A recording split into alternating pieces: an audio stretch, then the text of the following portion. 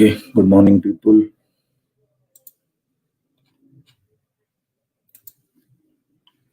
Dhruvesh, Harshal,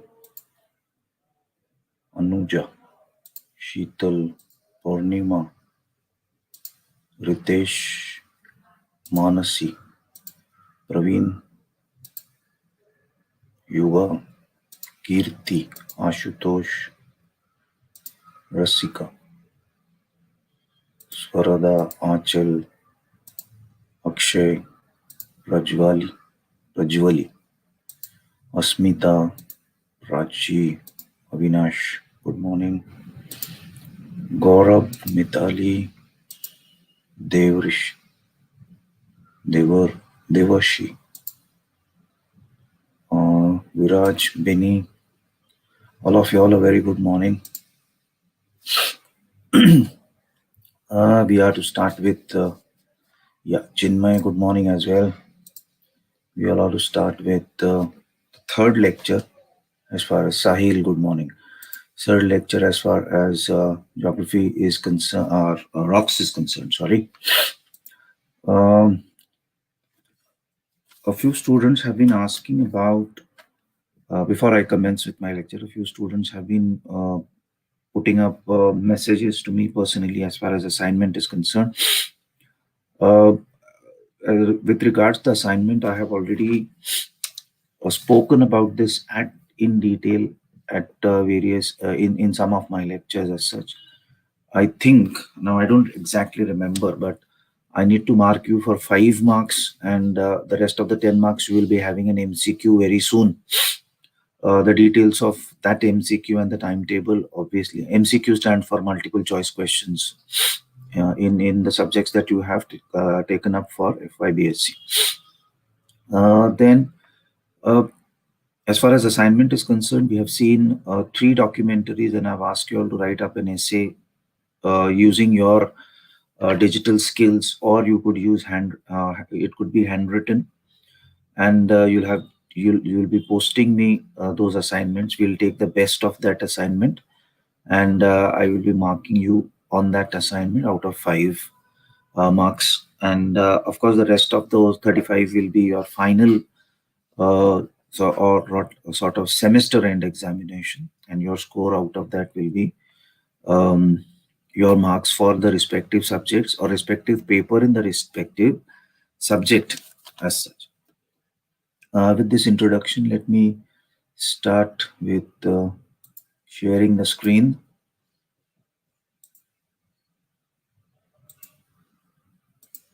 Yeah, and we have done this. And rocks is all about the layers that make up the Earth's surface. We have seen these provinces, okay, the various geological provinces that make up the Earth's surface, the various scholars defining the Earth's surface, that's the rocks as such, how the crust and the entire Earth, how we differentiate them, basically because of the fact that the elements making up the crust are much different as compared in percentage, of course, as compared to the entire Earth as such. You will see components switching their places when you differentiate between the composition of the Earth's crust and the entire Earth as such. We in detail spoke about the rock cycle, how the primary rocks, the igneous rocks, will erode and deposit and cement to form sedimentary rocks on one hand, and igneous rocks, when exposed to heat and pressure, will transform into metamorphic rocks. Also, sedimentary rocks, the secondary rocks, how they would melt and eventually evolve as new volcanic rocks as such, and sedimentary rocks, when exposed to heat and pressure, would transform into metamorphic rocks, and metamorphic rocks, when exposed to melting, will form new igneous rocks, and when exposed to erosion and deposition, they will deposit into new forms of sedimentary rocks. So this cycle keeps on continuing, is what we need to remember. And that's why it is shown with so many of the linkages out here as such.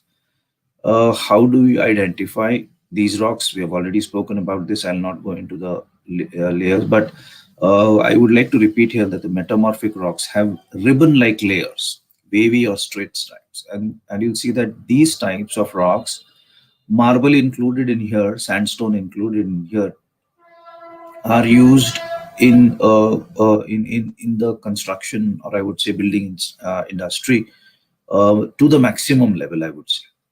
Okay, we spoke about this, and then we came to the igneous rocks and how the fact that they are also called as primary rocks or magmatic rocks. We have gone into the details of all these in the earlier lecture. Okay, I'm just highlighting things that we need to remember. Divergent boundary margins constitute 73% of the igneous rocks, extrusive igneous rocks, convergent boundary, another 15%, and hotspot, which is localized, it's only 12%. Main characteristics, they're classified by their texture and cooling rate and composition. We are going to have a slide on that. Usually made up of two or more minerals, contain no fossils. I spoke about the reasons why.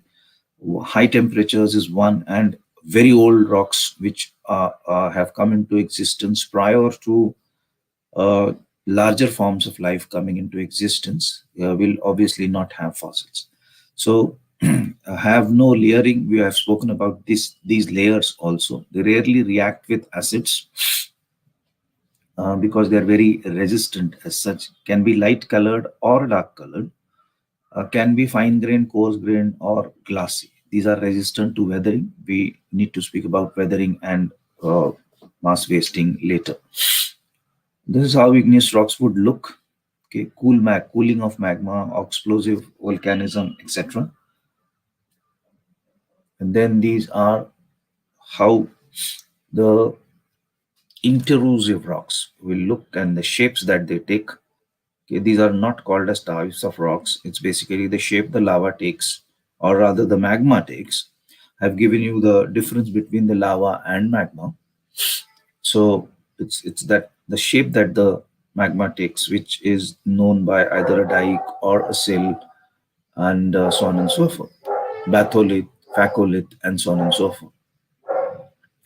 And then we spoke about the classification of igneous rocks, and I would like to repeat this once because it may have been confusing last time. So we start with based on the texture of the grains. If it is very coarse grain, it's called as a pegmatite. If it is coarse but not very coarse, you call it as pheneritic. Fine grained is a phynetic. Glassy without any grains of any size is glassy. And porphyritic is porphyritic is basically mixed grain as such. Then the amount of silica oxide that you have, the higher amount of silica oxide is called as acidic, intermediate, basic, and ultra basic. Very low amount of silica oxide.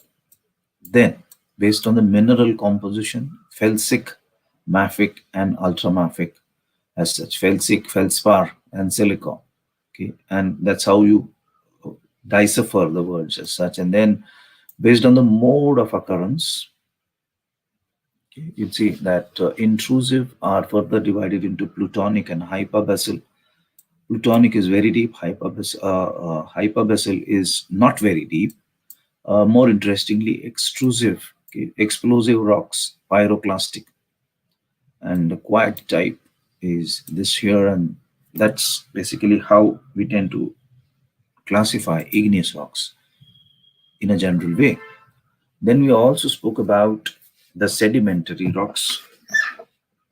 As far as the sedimentary rocks are concerned, um, they are the secondary rocks. We said that they are made out of uh, denudation of pre-existing rocks, and that's why they are called as sedimentary rocks as such. And the reason that they are called as uh,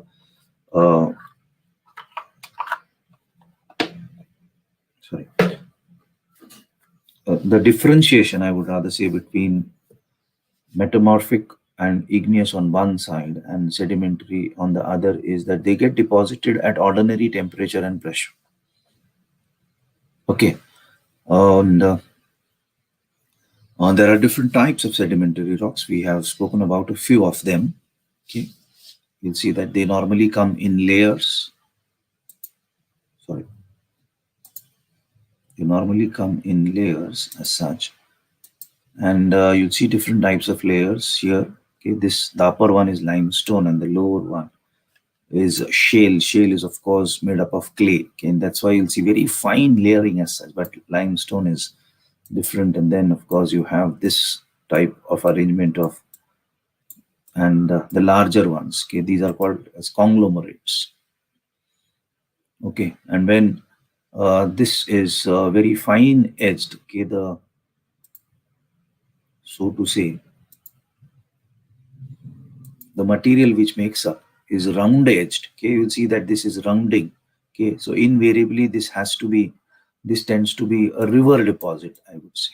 On the other hand, this is of course sandstone. Okay, and this both these rocks, but more on sandstone, will be grainy in nature as such. You'll see that the uh, just a moment, sorry, this one, see the edges are not rounded here. Okay, the edges are sharp. Okay, so they have not gone much of transportation, you could say, before they went into sedimentation, and possibly this is a glacial deposit. This, as well as this, also could be a glacial deposit because you hardly see any rounded edge. You have a few here and there, but then you would not call them that way because rounded actually would mean this in this particular sense as such. Okay, so we move ahead, and then as the material which makes up sedimentary rocks goes finer, then they call them differently. This is siltstone, and of course this is shale or mudstone. Okay, we just referred to shale earlier as well. Okay, siltstone, mudstone tend to be very heavy because fine materials tend to fit into each other significantly. How are these layered? You'll see that lamination is going to be very thin. Okay, you call it lamination. Okay, comes from the word. Okay, you laminate your certificates as such. It's a very thin layer of plastic so that you can see your certificate behind it as such. So these layers, I would say, shale we saw earlier. Okay, it deposits in laminates as such. Okay, and then of course you have bedding, wherein and this type of bedding, you see then where you have graded. Okay, the larger particle down, the finer up, and then finer further up. Okay, this is different to, okay, this type of grading. Okay, see, this is called as graded bedding. Okay, the heavier material is lowermost, and then the finer, and then the least fine. Okay, now these arrangements occur after a flood in a river, because when the water is at very high levels, okay, it can, the competence we spoke about in an earlier lecture, it carries larger material. Then as the water of the floods tend to recede, the competence decreases, and so on and so forth. So that is how it grades into. Okay, you have levels of grades as such. Okay, what are the characteristics of sedimentary rocks? These are the rocks where you often find fossils. Okay, you'll see that the most common rocks that you will find fossils is in sedimentary rocks. You'll see that you break them open. Normally you break them open along the beds, and it's between these beds, because it so happens that you have a layer of sediment, and then a animal or an organism will die.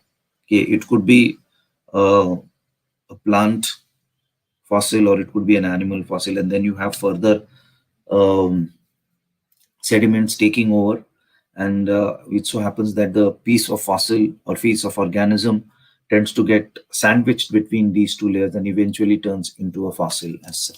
Okay, layers originally flat, at times they become curved because of the shifting forces. We are going to do folding, faulting later. It's related to that as such. Has greater color and variety because you'll see that different material tend to be eroded by agents of erosion, and that's why you'll see that it tends to be of different material, unlike igneous rock, wherein they won't have that much amount of variety and color as such. Okay, you'll have one particular lump of a particular type in igneous, but sedimentary you'll be multicolored. We saw the breccia types earlier as such. Usually composed of pieces cemented together or pressed together as Most are clastic, that's mechanical information, contain horizontal sorting. Okay, this is another slide, so from a different presentation. So the points may be similar, but some of them being different, I have kept different slides here. Some may contain mud cracks, raindrop impressions, and ripple marks also. And some organic sedimentary rocks contain fossils. Okay. How does sediment? I think this was the second last slide last time. Okay, you'll see that in towards the upper courses, you're going to have conglomerates and breccia with larger grain sizes. As you move towards the so-called base level of erosion of any agent of erosion, that's near the mouth of the river, or it's basically the sea level as such. Okay, you'll see that the particles get smaller and smaller and smaller. So you'll find conglomerates here, I would say, and you will find siltstone, you will find mudstone, shale, slate, all towards here. Of course, slate is not a sedimentary rock. So that is how the sequence of occurrences of grains as far as sedimentary rocks are concerned, from the upper courses to the lower courses as such. Okay, then the classification of sedimentary rocks. Sedimentary rocks are classified in various areas, and this classification is interesting. You'll see that how we tend to identify different ones as such. Okay, I'll start with one which we have already done partially, I would say, based on the texture of the grains as such. Okay, texture of the grains. Okay, sorry, there is a spelling mistake in arenaceous. CEOUS, arenaceous sedimentary rock. Okay, so well, boulders and gravels, as I said, towards the upper course of the river, where when this goes into sedimentation, you will literally find large size boulders and gravels. Okay, they are called as rudaceous rocks. Rudaceous. Okay, these terms are there in your school level textbooks on of geography, in which you have which you may have had chapters on rocks as such. Arenaceous. Now both these ones are rudaceous. Okay, very large sized ones as such. Arenaceous is fine grain, fine in the sense not absolutely fine, but sandish, I would rather say. So this here, okay, is going to be sandish. On the other hand, you have silt rocks also, which is going to be very, very fine. They're smooth as compared to sand. Arenaceous rocks, they are going to be significantly smooth. So silt and siltstones are smoother. Sandstone is going to be a bit coarser. Apandala, we call it at khurdara in Hindi. It's going to be a bit rough and coarse. But siltstone, sandstone is going to be very, very smooth. Okay, you can just put it near on your skin and it will feel very smooth as such. Okay, of course, these are not at all smooth as such. The material making them may be smooth, but the effective conglomeration, and that's why they are called as conglomerates. Okay, you'll see that you're going to have large conglomerates in them as such. Then, based on the products of denudation. Okay, now what does this mean? How we have seen that as far as sedimentary rocks are concerned, they tend to be deposited, isn't it? So what is the medium in which they tend to be deposited as such? Okay, these are transported, and these could be sedentary also. Okay, transported and sedentary. Sedentary basically means laterite, residual. Okay, now we have to understand the difference between transported and sedentary here. As such, transported is something that the rock is made up of sediment that has been transported from one place to the other. On the other hand, sedentary is a laterite. Okay, now there are difference of opinion whether you should be calling it say a laterite as a sedimentary rock. But then if we consider the basic characteristics, it could be in a residual rock. What happens is that the material is taken away and the rock is not formed out of the taken away material. What remains back is going to be called as sedentary, because it has stayed there. It has stayed there. Okay, so laterite is an example of sedimentary rock as such. Transported is this material actually transports to somewhere else, and then it's going to form a sedimentary rock there. Okay. This transportation takes place in a very interesting way. Okay, you'll see that when it is physical, the material is physically transported, in the sense you have a river is going to carry this. Okay, then you're going to call it as sedimentary. Then you'll see that in places wherein you have limestone caves, okay, there you'll see that a bit of carbon dioxide mixed with water forms carbonic acids, and it is going to drain away the CaCO3, and this calcium carbonate gets deposited somewhere. These depositions then evolve into chemical sedimentary rocks. Okay, that's what means in the center one. And then as far as organic rocks are concerned, organic rocks include would be your fossil fuels, or it could be the corals as such. Wherein, say for example, to start with corals as such, these are oozes which happen out of organic material, and the other type is wherein you have your trees and plants and animals who die, and then they are basically sandwiched. Okay, so organic origin of sedimentary rocks is in these two formats as such. Okay, now the same thing going ahead. Okay, deposits of chemical origin, you call them as when it comes out of concretions or secretions. Okay, this is one, and then these concretion secretions are of different chemical material, isn't it? So this is going to be referred to various aspects, since the material is, if it is made up of silica, it's going to be siliceous deposits. If it is made up of carbonates, of course, carbonate deposits, ferruginous deposits, salts, that's chlorides and sulfates and carbonates, and then, of course, borates and nitrates.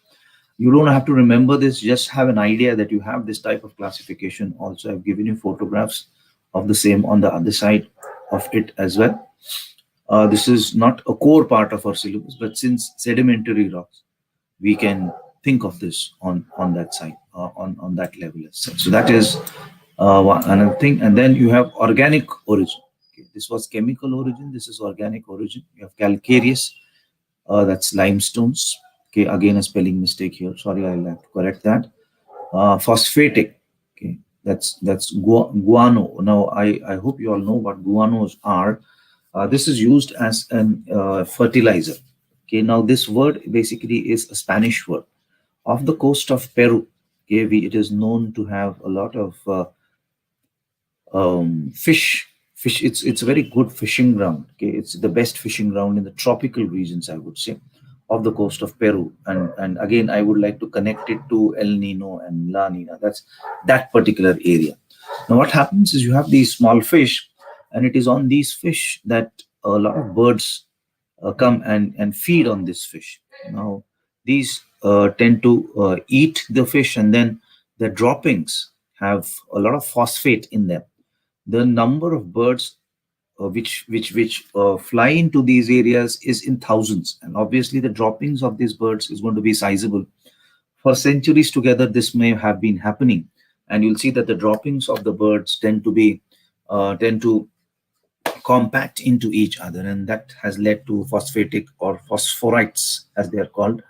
And the common with the man's name there is guano deposits. Of course, similar deposits will be found in different parts, but then this is the best location off the coast of Peru. The islands around there will have these deposits. Okay, now because it's has an organic origin, it gets to be classified here.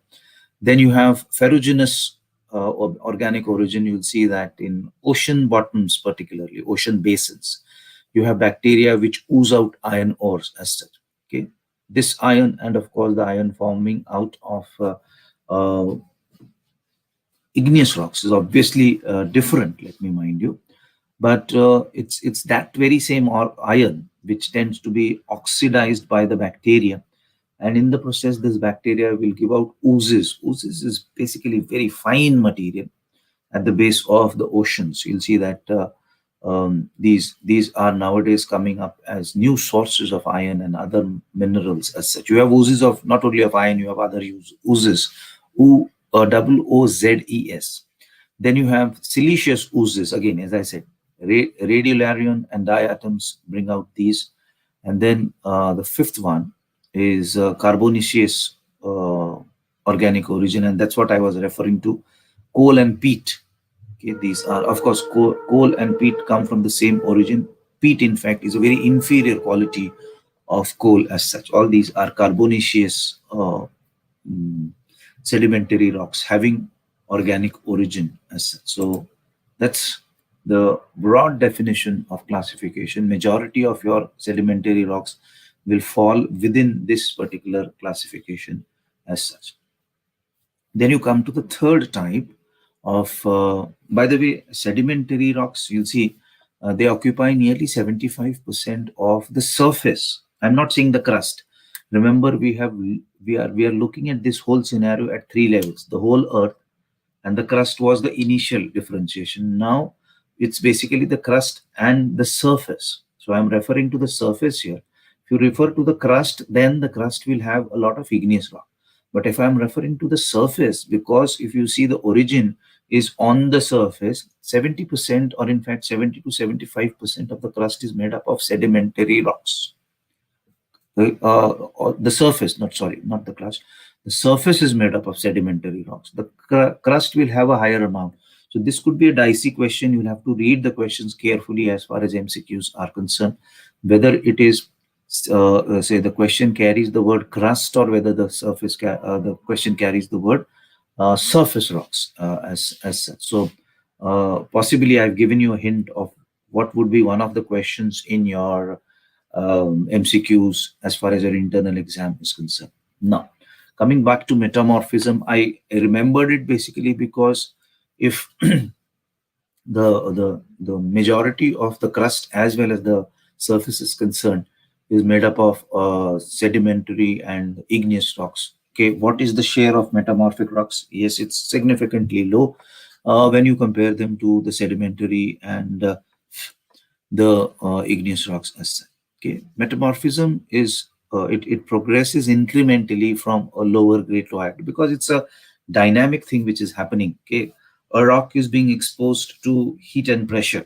There's going to be say it's going to be incrementally from a low grade to high grade as such. Okay, the same during metamorphism, transformation of the rock is it takes place. Okay, it essentially remains solid. Now, why is this point important here to understand? Is basically because when what is the basic difference between a metamorphic rock and an igneous rock? An igneous rock will melt the original substance. Okay, the original material is melted completely into magma, and then it comes back to form the igneous rock. You'll see that here it essentially remains solid. Okay, so it's just the heat or a pressure. It does not go into a liquid format. It stays into solid, and within that a transformation will take place. Metamorphism is characterized by growth of new minerals from pre-existing ones. Okay, through recrystallization. Okay, it, remember, it does not go into melting. It changes shape, it changes orientation, and then you have metamorphic settings which happen in that particular way. What are the factors which control metamorphic rock characteristics as such? These factors include the texture and mineral content of metamorphic rocks as such, and these depend on what? The parent rock. What does the parent rock made up of? Okay, the composition of the parent rock, whether the parent rock is an igneous rock, whether the parent rock is a sedimentary rock. Now, interestingly, even if it happens to be a sedimentary rock, whether it has a clastic origin, whether it has a chemical origin, whether it has a organic origin, and so on and so forth. Okay, then the most important thing that controls the metamorphic rock is basically the temperature and pressure during the process of metamorphism as such.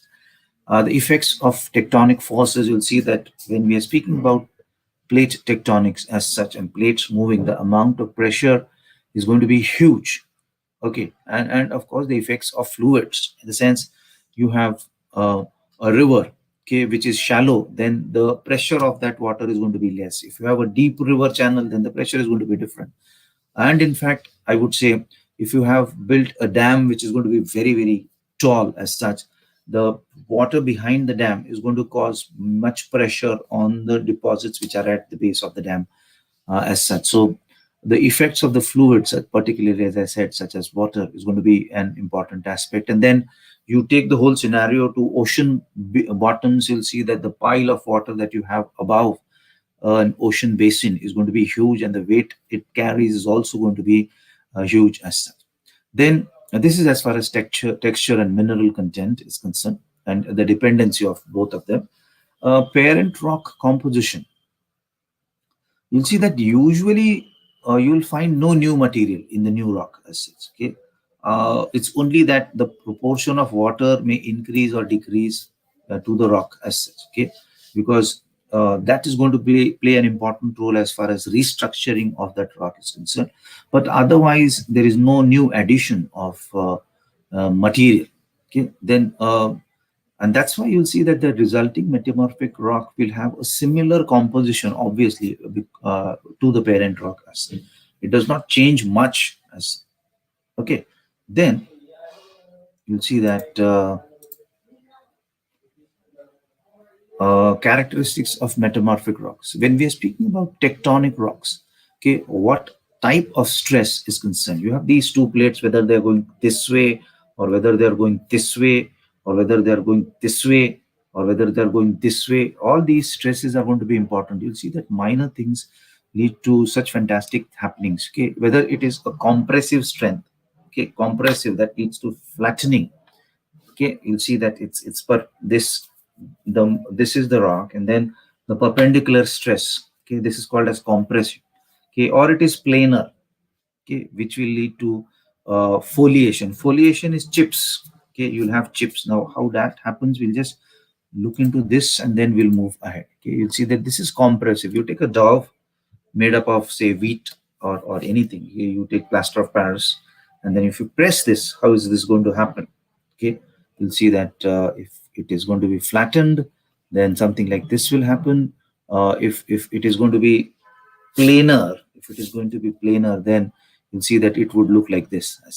Okay, so this is very interesting. Okay, this is the original one, and then you'll see that the compression starts, and this is what happens to the compressed material as such. Okay, what are the characteristics of metamorphic rocks? They are classified by their texture and the chemical composition as such. What minerals make it up as such. They are called as foliated and non-foliated. Foliated are, these are grains arranged in parallel. Okay, okay. The word used is gneiss. Okay, you don't, the G is silent here. Okay, it's not called as the gneiss, it's not called as the gneiss, it is just called as the gneiss, basically because the G is silent here. Non-foliated grains are arranged randomly, and many have foliated layers that are created when the mineral composition of the rocks change due to heat and pressure. Okay, going into the details of metamorphism, it may be defined as the response of solid rocks to pronounced changes that happen in temperature. Of course, this goes by the definition of it as such. And the chemical environment, it has great majority of cases of metamorphism, means the partial or complete recrystallization of rocks and the production of new structures.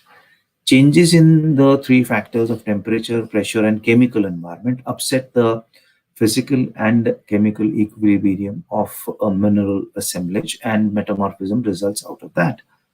Okay, because now it comes into what is called as a new equilibrium.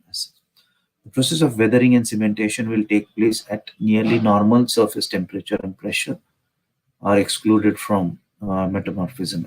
Now, what are the agents of metamorphism? What causes metamorphism? Is due to operation of three factors, that's temperature, pressure, and chemically active fluids as such.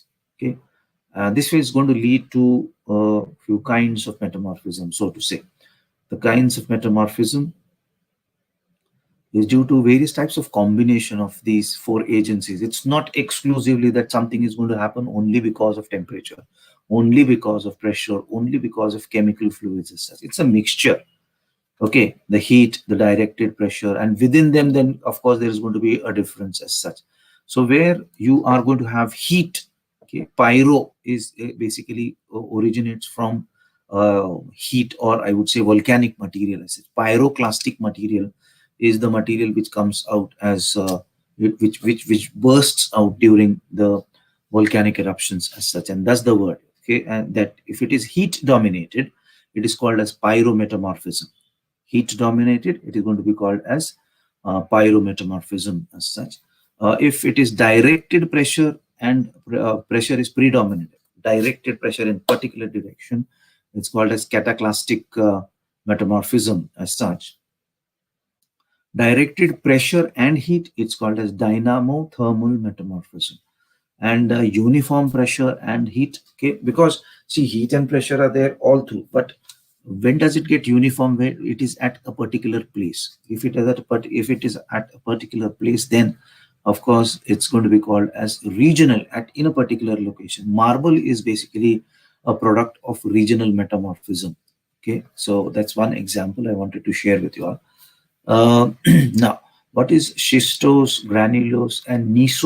As I said, you don't pronounce the G here as such. Okay, the A, B, C here. Of course, this is going much into the geology of it. But since we are doing it, let us see. Let us try to. You'll not have. I can guarantee you will not have a question on this. Schistose structure is due to an in equidimensional minerals is called, and that is also called as foliation. Okay, this is, okay, you see that the dimensions are not the same. Then granulose structure is due to the predominance of equidimensional material. This is, okay, you'll see that you'll see this is very systematic. Okay, that's granulose. And gneiss structure is a composite structure. Okay, it's a mixture of all these things. The various types, cataclastic metamorphism is going to be including it's the crushing and granulation of minerals and rocks, and that is called as cataclasis through the application of stress under small load and at lower temperatures. The moment temperatures will start working along with it, it's going to be thermal, isn't it? So at low temperatures, or let us say normal temperature. Low does not mean zero and all. At normal temperatures, let us call. Thermal metamorphism is going to be, it includes pyrometamorphism, contact metamorphism, optalic metamorphism, and pneumatolytic metamorphism. Okay, now what are these? You'll see that these classes are not sharply marked off because they are so very nearer to each other. By pyrometamorphism means the effect of the highest degree of heat possible because of without actual heat. Okay, pyro, as I said, with heat. Okay, huge amount of heat. Okay, contact metamorphism takes place at lower temperatures, and that is why you'll see that when there is contact, this is the original material, and then you have a bulk of magma coming up. So the contact phase is this. So metamorphism will take place only this. The inner part of the rock will remain the same. Okay, so wherever it is there, so that's contact metamorphism at lower temperatures. Okay, and mineral transformations are facilitated by abundance of rock moisture added by magmatic emanations. The changes produced with positive additions of material and magmatic source are dealt with later under the heat heading of pneumatic metamorphism as such. Dynamo-thermal metamorphism. Dynamo-thermal metamorphism is due to the cooperation of directed pressure and heat and pressure together. Pressure is dynamo, and of course thermal, heat is thermal. So dynamo, thermal, both of them together. So this could be what where volcanoes occur. Say for example, we have been speaking about the mid-Atlantic ridge. Okay, so it's along there where volcanoes are taking place at the same time the plates are being pushed apart. So that's dynamo thermal. A very crude example, I would say, but that's how it could be. The heat element faces elements facilitates recrystallization, but the stress element not only promote recrystallization but power of deforming the rocks and produce new structures. Plutonic metamorphism is another very deep. Of course, you're going to have a lot of pressure because it's not free. Okay, so by plutonic metamorphism, it changes which are produced at the depth, uniform pressure. These changes necessarily take place at depths wherein direct pressure becomes less and less pronounced and finally becomes practically negligible factor of metamorphism. Metasomatism. Metasomatism is the role of stitial rocks, moisture, and solutions of foreign derivations as the media of mineral change in metamorphism is important. This process of mineral and rock alteration by the agency of solutions is called metasomatism. Okay, now this is again something that I have put together. The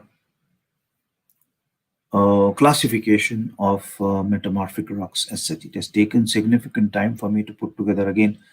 And what I've done is I've purposely put down the size of it so that I could paste the various types of rocks as such. And you'll see that we will go into the detail of each of them one by one. Okay, you'll see that the table includes the rock name, the texture, the grain size, the comments regarding the rocks, and of course what could be the possible parent rock. Now, as far as the pictures are concerned, the left hand side top picture is the topmost in the rock name. So slate is the topmost one, and fault breccia is going to be down here.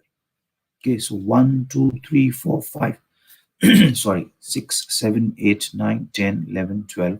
1, 2, 3, 4, 5, 6, 7, 8, 9, 10, 11, 12 of them.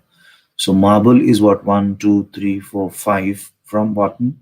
1, 2, 3, 4, 5. This is marble. And above marble, you are going to have a metaconglomerate. Here, this is metaconglomerate. Okay, this is just for reference. You don't have to buy out anything of this. If you get anything, any sense of it, it's fantastic. If you don't get, okay, just get the academic part of it right, and that should be fine. Okay, so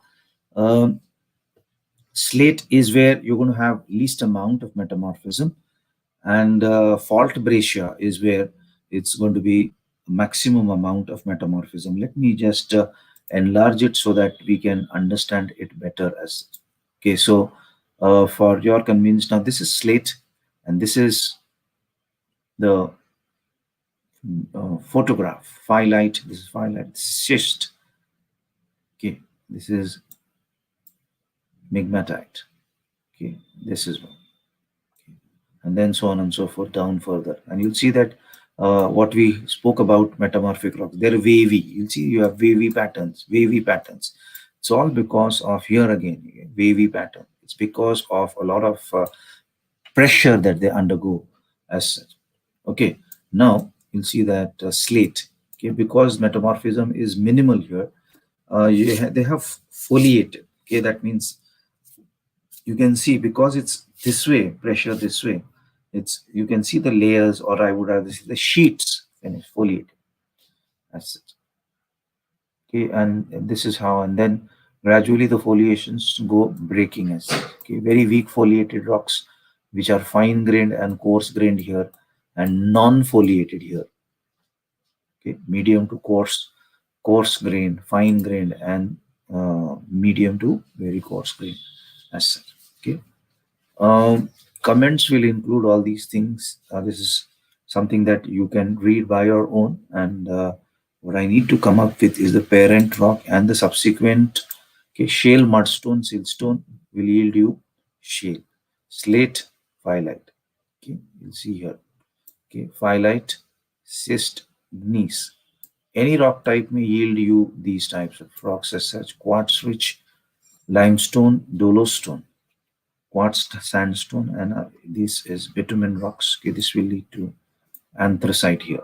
Okay, anthracite is basically the purest form of coal. We all know that. Okay, least amount of moisture, shiny blacky rock that may exhibit conchoidal fractures as such. Okay, and then you have any other rock, broken fragments in the haphazard management. Okay, will lead to fault breccia as such. This is fault breccia for you here. Okay, now this is actually a large scale. As I said, as geographers, we need to understand the scale as such. This is a very large scale one. Okay, in fact, I I think there was a person standing here. Okay, so you can imagine here. This is a normal rock you can hold in your hand. So this is again a bedding which is very large. You can see the sea here, and this is the rock face here. This is small. This is small. This is small. The other ones are smaller. Okay, now, and that's why you'll see that when I always advise students that when you are taking photographs for any geographic features, okay, when you get back those features and when you sit in for analysis of that feature as such, one thing that we forget to do when we click the photograph is place a scale. Okay, so you'll see that here particularly, this person has put up a coin here, so you know what it is. Okay, if you don't have a coin, normally you could have a pen with you, you could have a pencil with you, something that is relatable, isn't it? So, and that's why scale is so very important as such. Or you could take anything. Okay, now you don't have anything else, but you have a camera and you have the lens of the camera. So you can keep the lens cap of the camera and click a photograph. So henceforth, remember that when you are clicking photographs, normally academic photographs, photographs for study purpose as such, you'll see that they use scales. You tend to use scale. In fact, in a few earlier photographs, you could see they have placed the scales of millimeters and inches just below the rock so that you know how large the grains are and so on and so forth. So that is as far as your rocks are concerned. That's metamorphic rocks. And this is basically the second last slide. This is the geological map of India. Now, having kept in mind these colors, let us now, okay, this yellow part, okay, this is the most recent type of sedimentary. You'll see that what erodes from the Himalayas comes down here in the plains of the Ganga.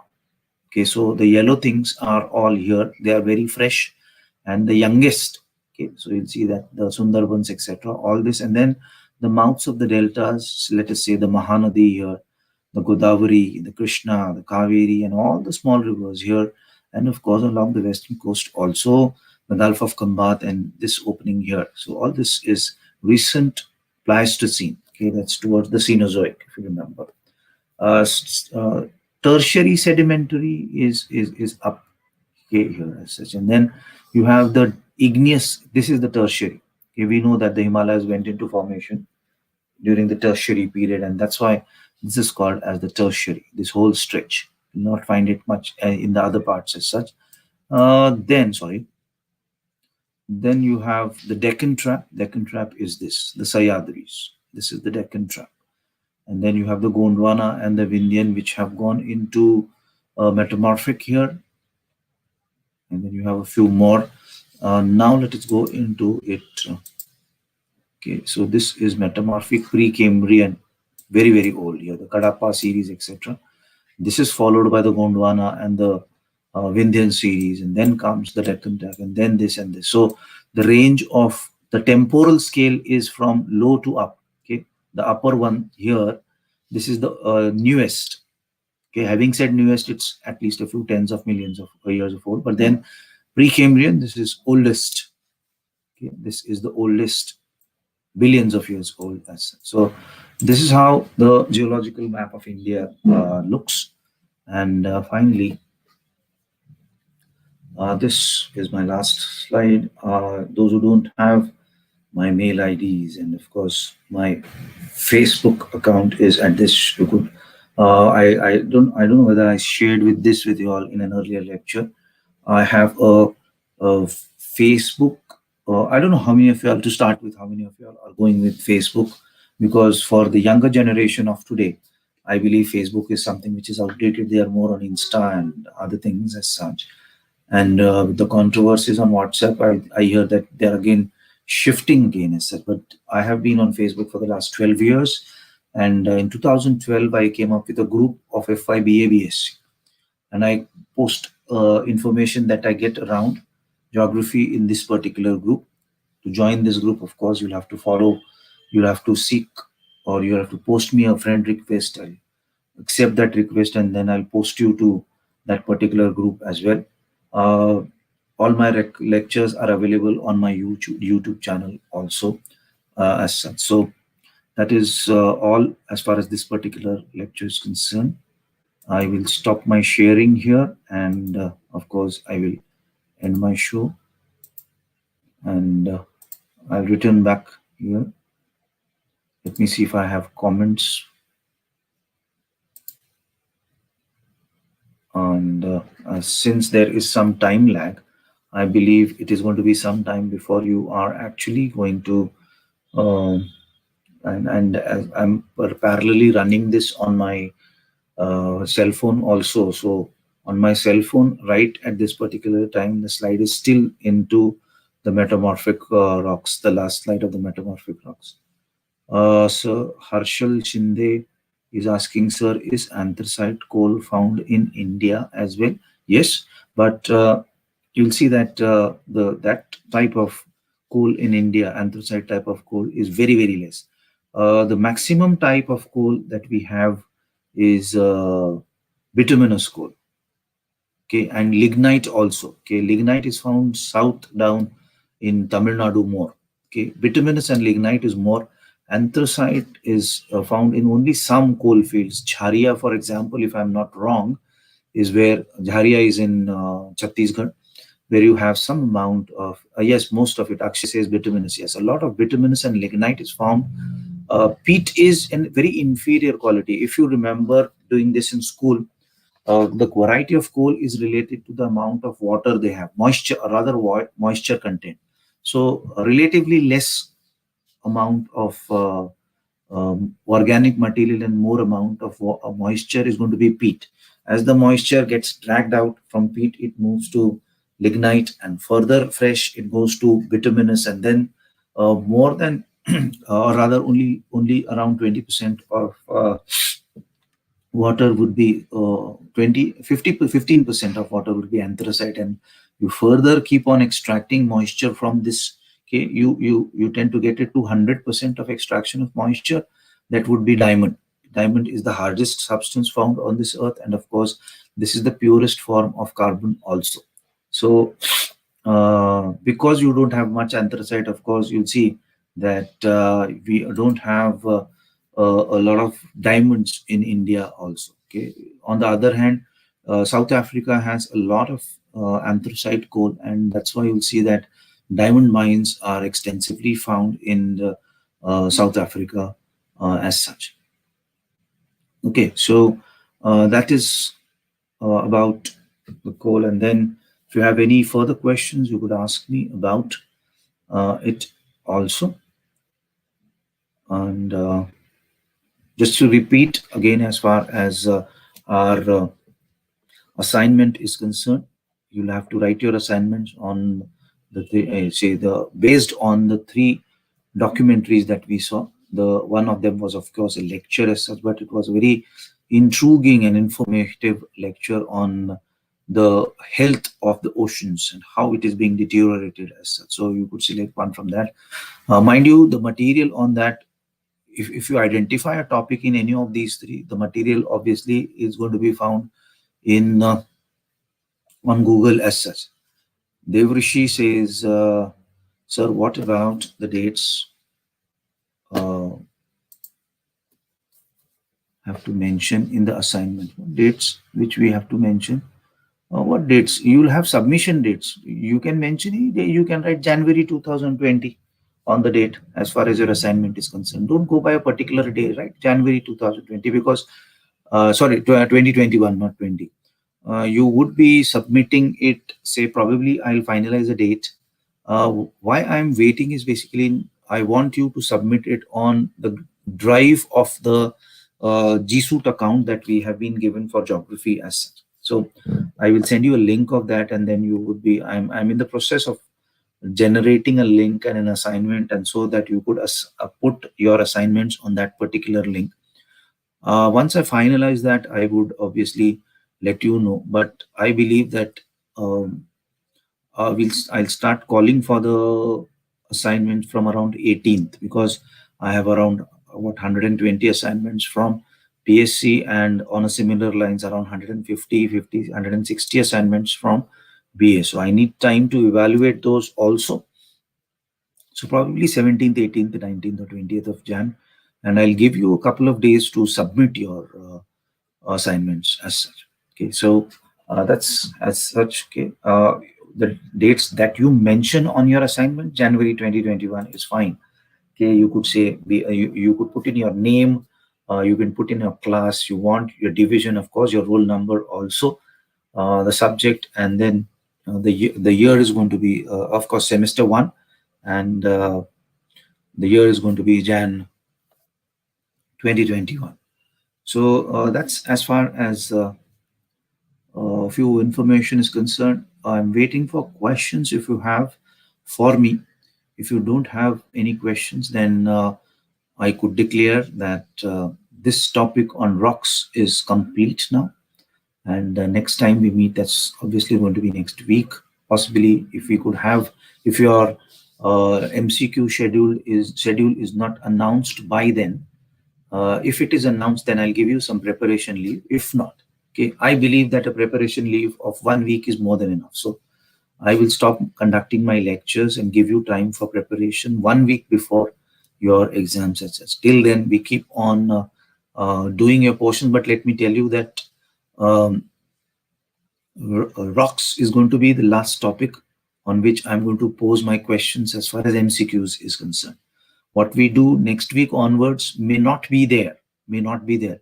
It will again be dependent on how soon they ask us for the question paper. If I am to deposit my question paper early and there's going to be significant time, then there could be a few more questions from the new topic. But I believe we have done enough that I could find you questions. I could find questions for you as far as MCQ is concerned. So 95% of the syllabus for your MCQ is already done, I could say. Roks is going to be the last topic. We have done the theories of crustal management and then the introductory topic on physical geography and so on and so forth. So around 2.5 topics, the interior of the earth, etc., all will be there. Everything that we have done, and I think most of the lectures are available on the YouTube channel.